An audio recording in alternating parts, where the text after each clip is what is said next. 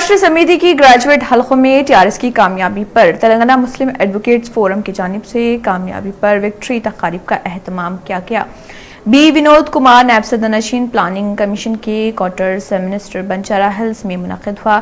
رکن وقف board Waheed Ahmad advocate, ریاستی صدر تلنگانہ مسلم ایڈوکیٹس فورم اور سید اکبر حسین سابق چیئرمین اقلیتی مالیاتی کارپوریشن کی قیادت میں میر واجد علی خان نائب صدر forum, Mohammed Sajid Ali greater Hyderabad convener forum, M A Rahman advocate, Mohammed Salman Mahmood advocate, Syed Usman advocate, Mohammed Imtiaz Faizi advocate, Mohammed Abdul Rahim advocate, Sheikh Faheem, محمد عظمت اللہ خان اور دیگر کی موجودگی میں بڑے پیمانے پر جشن منایا گیا۔